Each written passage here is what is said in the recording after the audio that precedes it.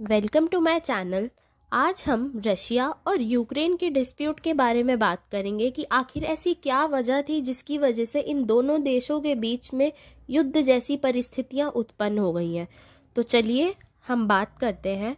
ये पूरा dispute Ukraine को नाटो में शामिल करने के लिए हो रहा है। तो मैं आप सभी को बता दूं, नाटो एक ग्रुप है, 30 कंट्रीज का मिलिट्री ग्रुप है जिसमें अमेरिका, जर्मनी, ब्रिटेन जैसे देश शामिल है। 2008 में यूक्रेन को नाटो संगठन में शामिल करने पर विचार हुआ था, पर रशिया के दबाव के चलते ये नहीं हो सका था। 2021 में यूक्रेन ने नाटो में शामिल होने की कोशिश करी और तब से हम सब रूस का कड़ा रुख देख सकते हैं। रशिया इसलिए अपोज कर रहा है क्योंकि रशिया को नाटो देश अपना दुश्मन मानते हैं और ये दुश्मनी वर्ल्ड वॉर सेकेंड के टाइम से चल रही है, जब रशिया यूएसएसआर का पार्ट यानी सोवियत संघ का पार्ट हुआ करता था। और अगर यूक्रेन नाटो में शामिल हो जाता है तो यूक्रेन में नाटो के देश अपनी सेना भेज सकते हैं। और जैसा कि हम सभी जानते हैं, यूक्रेन रशिया का पड़ोसी देश है जिससे रशिया की सीमा पर खतरा मंडरा सकता है। वैसे भी यूएसएसआर से निकले कई देश नाटो का पार्ट बन चुके हैं। अगर यूक्रेन भी बन गया तो अमेरिका जैसे देश रशिया के लिए बहुत बड़ा खतरा साबित हो सकते हैं। अगर यूक्रेन आज नाटो का सदस्य होता तो इन देशों को अपनी सेना भेजनी पड़ती यूक्रेन में रशिया से लड़ने के लिए। पर जैसा कि हम सब जानते हैं, यूक्रेन नाटो का सदस्य नहीं बन पाया, जिसकी वजह से उसे यह जंग खुद ही लड़नी पड़ रही है। अब हम बात करते हैं यूक्रेन क्यों जाना चाहता है नाटो में। तो इसके लिए हमें 100 साल पहले यानी बिफोर 1917 जाना होगा, जब रशिया और यूक्रेन रूसी साम्राज्य का पार्ट थे। लेकिन आफ्टर रशियन रेवोल्यूशन जो कि 1917 में हुआ था, रशियन एम्पायर डिवाइड हो गया और यूक्रेन ने अपने आप को एक इंडिपेंडेंट कंट्री अनाउंस कर दिया था। पर ये यूक्रेन की आज़ादी सिर्फ 3 साल तक ही चल पाई और उसके बाद 1920 में यूक्रेन यूएसएसआर में शामिल हो गया। इन 1991 जब यूएसएसआर डिवाइड हुआ तो उससे 15 कंट्रीज फॉर्म हुई, जिसमें यूक्रेन भी था। यूक्रेन जानता है कि वो रशिया का कभी अकेले मुकाबला नहीं कर सकता, जिसकी वजह से वो नाटो का मेंबर बनना चाहता है और जिससे उसे नाटो देशों से सैन्य सहायता मिल सके और वो रशिया के दबाव या अत्याचार से बच सके। रशिया और यूक्रेन वॉर फरवरी 2014 में भी हुई थी, जब रशिया ने एनेक्सेशन कर लिया था क्रीमिया और पार्ट्स ऑफ डोनबास का। रशिया के प्रेसिडेंट व्लादिमीर पुतिन केजीबी के एजेंट थे। जब यूएसएसआर टूट रहा था तब उनका दिमाग रूस के लोग भी नहीं पढ़ पाए थे कि वो आगे चलकर सत्ता के रास्ते अखंड रशिया बनाने की सोचेंगे या रशिया को सुपर पावर बनाने की सोचेंगे। वही व्लादिमीर जेलेंस्की यानी यूक्रेन के प्रेसिडेंट एक एक्टर और कॉमेडियन है। इस वजह से उनको ये सब मैनेज करने में भी काफ़ी दिक्कतें आ रही हैं। जहाँ पुतिन के पास काफ़ी एक्सपीरियंस है, वहीं व्लादिमीर जेलेंस्की के पास कोई एक्सपीरियंस नहीं है। पुतिन जानते हैं कि उन्हें कब क्या करना है क्योंकि वो केजीबी के एजेंट रह चुके हैं और वो सारी टेक्निकल चीज़ें जानते हैं। वहीं व्लादिमीर जेलेंस्की को इन सब चीज़ों का कोई आइडिया नहीं है। व्लादिमीर पुतिन ने ईस्टर्न यूक्रेन को एक झटके में 2 पार्ट्स में डिवाइड कर दिया है, यानी लुहांस्क और डोनेट्स्क को इंडिपेंडेंट कंट्री बना दिया है, जिसे रशिया कंट्रोल कर रहा है। रशिया ने यूक्रेन को चारों तरफ से घेर रखा है।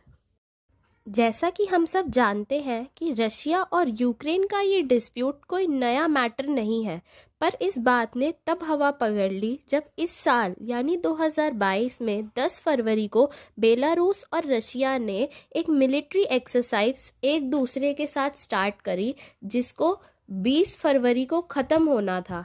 लेकिन रशिया ने इसके ऊपर ये भी स्टेटमेंट बोला था कि ये एक जॉइंट ऑपरेशन है जो किसी भी कंट्री को अटैक करने के लिए नहीं है, स्पेशली यूक्रेन को अटैक करने के लिए नहीं है। पर इसकी टाइमिंग्स और पोजीशन ने एक बहुत बड़ा क्वेश्चन मार्क छोड़ दिया था यूक्रेन और नाटो की कंट्रीज में। और जैसे कि आशंका थी वही हुआ। राष्ट्रपति पुतिन ने यूक्रेन के खिलाफ सैन्य अभियान का आदेश दे दिया और रूसी सेना ने यूक्रेन पर हमला कर दिया। चलिए अब हम देखते हैं कि अभी तक क्या क्या हुआ है। तो शुरू करते हैं। यूक्रेन के प्रेसिडेंट व्लादिमीर जेलेंस्की ने रूसी सेना के हमले के पहले दिन 137 नागरिकों की मौत हुई, ऐसा कहा, जिसमें सैनिक और आम नागरिक भी शामिल हैं।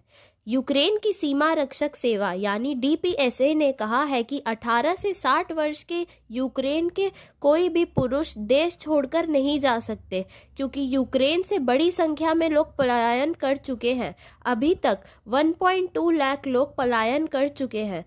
यूक्रेन के राष्ट्रपति ने देशवासियों से कहा है कि वे देश की रक्षा करने के लिए रेडी रहें और जो इंटरेस्टेड होगा वो उसको वेपन्स भी प्रोवाइड करेंगे। जैसा कि हम सब देख सकते हैं, आजकल एक फोटो बहुत वायरल हो रही है जिसमें यूक्रेन की महिला सांसद ने गन पकड़ रखी है और एक मिस यूक्रेन जो रह चुकी हैं उन्होंने भी गन पकड़ रखी है और वो लोग खुद आगे आ रहे हैं अपनी देश की रक्षा करने के लिए। वहीं अमेरिका और ब्रिटेन ने रूस पर कड़े प्रतिबंध लगाने की घोषणा भी करी है, जिसमें अमेरिका ने रशिया पर साइबर वॉर करने का आदेश दिया है, जिसकी वजह से रशिया की कई सरकारी वेबसाइट्स ने काम करना भी बंद कर दिया था। अमेरिका ने कहा, डॉलर में बिजनेस करने की रूस की क्षमता को हम सीमित कर देंगे और रूसी बैंकों पर प्रतिबंध भी लगा दिया गया है। वहीं रशिया ने भी फेसबुक जैसे कंपनीज को रशिया में बैन कर दिया है। वहीं सभी देश, नाटो के सभी देश मिलकर रशिया को स्विफ्ट सिस्टम से अलग करने के लिए सोच रहे हैं। स्विफ्ट एक ग्लोबल मैसेजिंग सर्विस है जिसकी फुल फॉर्म है society for world wide inter bank financial telecommunication. ये एक बैंक की तरह, इंटरनेशनल नेटवर्क ऑफ बैंक की तरह काम करता है जो स्मूथ रेगुलेशन ऑफ मनी को फैसिलिटेट करता है। अगर स्विफ्ट इम्पोज कर दिया गया तो इंटरनेशनल ट्रेड रशिया नहीं कर सकता, जिसकी वजह से 90% वो रुक सकता है, यानी वो एक ब्रह्मास्त्र की तरह काम करेगा। स्विफ्ट को ईरान पर भी लगा चुके हैं पहले 2012 में, जिसकी वजह से जो भी कमाई होती थी तेल की बिक्री से ईरान को, उसने वो कमाई खो दी थी। रशिया को स्विफ्ट से निकालने पर ये फाइनेंशियल वर्ल्ड में न्यूक्लियर बॉम्ब गिराने जैसा होगा। हालांकि रशिया को स्विफ्ट से निकालने पर नुकसान अमेरिका और यूरोपियन कंट्रीज को भी होगा, क्योंकि उनकी कंपनीज रशिया में भी काम करती हैं।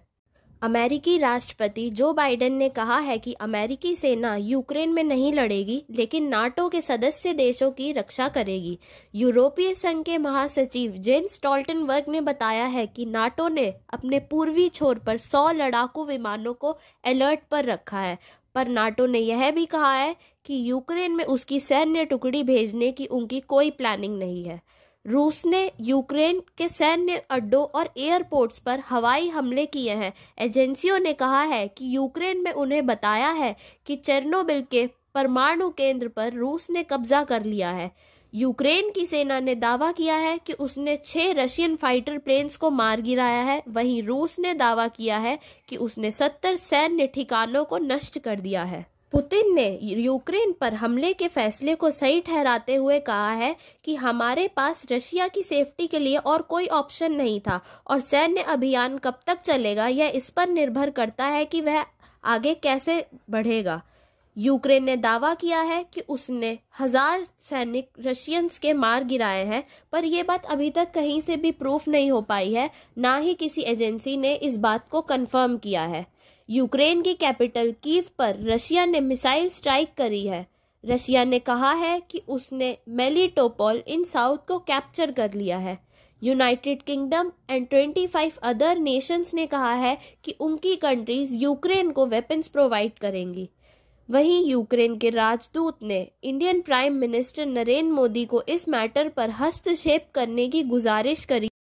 इंडिया ने 3rd टाइम एब्सटेन कर दिया वोटिंग से यूएनएससी में, जहां रेजोल्यूशन पास होना था रशियन एग्रेशन के अगेंस्ट में, जिसे रशिया ने सहारा भी है।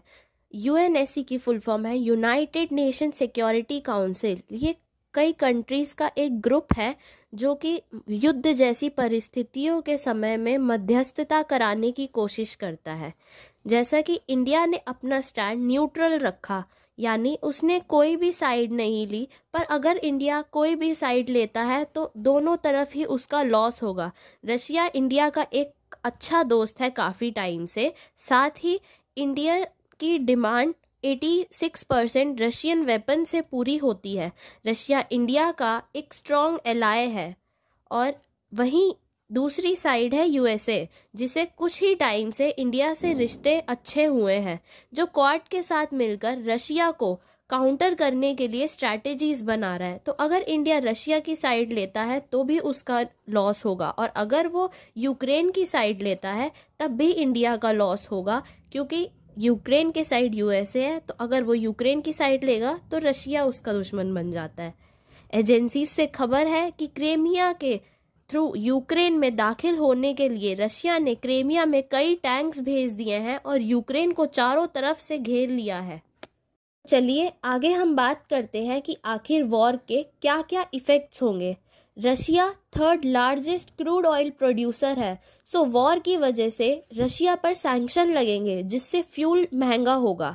वहीं नेचुरल गैस यानी ऊर्जा बाजार सबसे ज़्यादा प्रभावित होगा। यूरोपियन कंट्रीज अपनी 35% नेचुरल गैस यूसेज के लिए रशिया पर निर्भर करती हैं।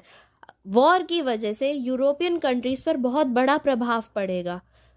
ब्लैक सी में वॉर की वजह से अनाज की आवाजाही प्रभावित होगी, जिससे महंगाई दर में वृद्धि के आसार हैं। कंपनियों को बहुत नुकसान हो रहा है जो रूस और यूक्रेन में काम कर रही हैं, जिसकी वजह से अर्थव्यवस्था में बहुत बड़ा भूचाल आएगा। इंटरनेशनल ट्रेवल महंगा होगा, स्टॉक मार्केट वॉलेटाइल होगा। यूक्रेन और रशिया की वॉर की वजह से चैंपियन लीग और वर्ल्ड कप फुटबॉल के मैच भी फंस गए हैं। अब हम देखते हैं कि डिफरेंट कंट्रीज़ के क्या व्यूज़ हैं रशिया और यूक्रेन कॉन्फ्लिक्ट को लेकर। तालिबान ने एक बयान दिया है कि रशिया और यूक्रेन को शांति से ये डिस्प्यूट सॉल्व करना चाहिए। जैसा कि हम सब जानते हैं, तालिबान एक आतंकी संगठन है जिसने अफ़गानिस्तान पर वायलेंस के थ्रू कंट्रोल कर लिया है, और अब वो लोग शांति से बात करने के लिए कह रहे हैं। और वो कह रहे हैं कि अफ़गानिस्तान की गवर्नमेंट यानी तालिबान, हम शांति पर विश्वास करते हैं, ऐसा कह रहे हैं वो लोग। और रशिया और यूक्रेन को शांति से बात करनी चाहिए क्योंकि उनकी गवर्नमेंट शांति का पक्ष लेती है। पाकिस्तान के प्राइम मिनिस्टर इमरान खान ने अपने रशिया दौरे पर मॉस्को में लैंड करने के बाद कहा है कि वो काफ़ी एक्साइटेड है रशिया और यूक्रेन के डिस्प्यूट को लेकर। वहीं टर्की के विदेश मंत्री ने रूसी विदेशी मंत्री से बात कर मध्यस्थता की पेशकश की है और सैन्य कार्रवाई बंद करने की बातचीत करने की अपील करी है। चाइना ने कहा है कि वो यूक्रेन की सोवेरेनिटी और रशिया की सिक्योरिटी कंसर्न्स की रिस्पेक्ट करता है, और अगर रशिया कोई कदम उठाता भी है तो उन्हें नहीं लगता कि उन्हें चाइना से पूछने की ज़रूरत है। तो एक तरफ रशिया है जिसके साथ Iran, Armenia, Kazakhstan, Kyrgyzstan, Belarus, Tajikistan, Cuba, China, Pakistan है। वहीं यूक्रेन के साथ यूरोपियन कंट्रीज़ हैं जैसे कि Belgium, Canada, Denmark, France, Iceland, Italy, Netherland, Britain, America, पुर्तगाल, Norway, Japan, South Korea, Australia and Germany. वहीं इंडिया ने एक न्यूट्रल स्टैंड लिया है। वहीं इंडिया ने एक काबिले तारीफ कदम उठाया है जिसमें ऑपरेशन गंगा के थ्रू यूक्रेन में फंसे सभी 20,000 छात्रों को वापस लाया जाएगा। एयर इंडिया की 3 उड़ानें यूक्रेन में फंसे 688 भारतीय नागरिकों को बुखारेस्ट और बुदापेस्ट के रास्ते रविवार को वापस लाई हैं। यूक्रेन से अब तक 907 नागरिकों को लाया गया है वापस।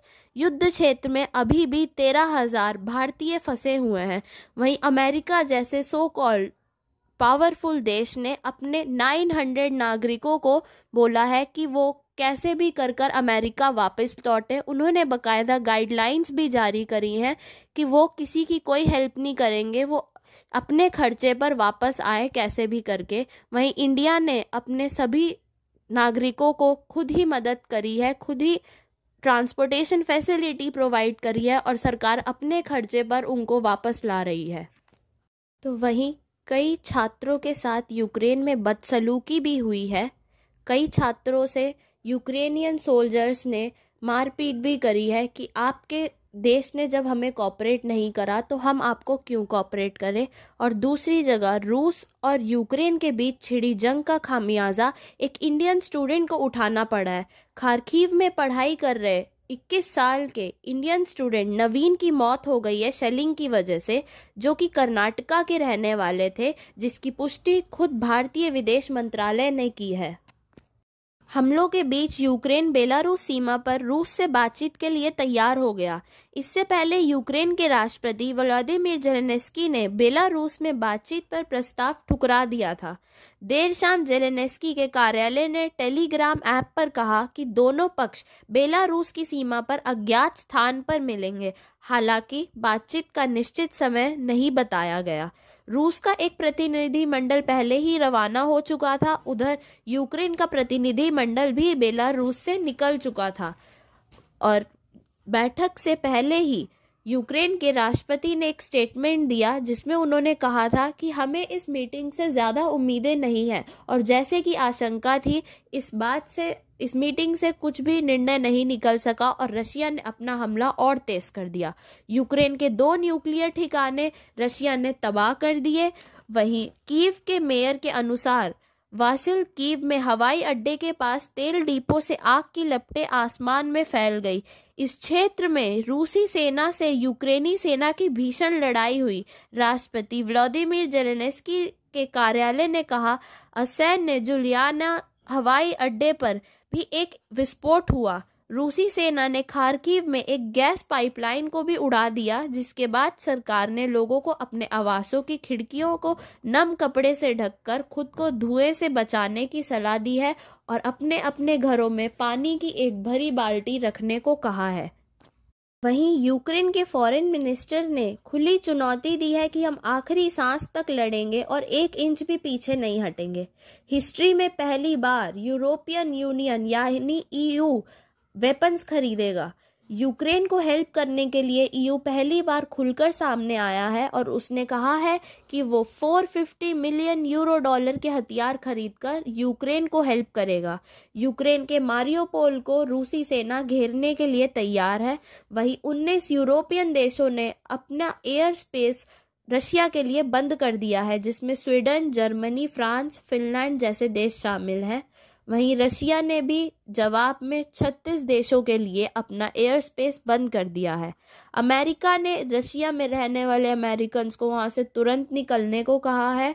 वहीं UN ने न्यूक्लियर वॉचडॉग की इमरजेंसी बैठक बुलाई है, क्योंकि पुतिन ने रशियन न्यूक्लियर फोर्सेस को हाई अलर्ट पर रखा है। अलग अलग देशों में रशिया के खिलाफ प्रोटेस्ट चल रहे हैं।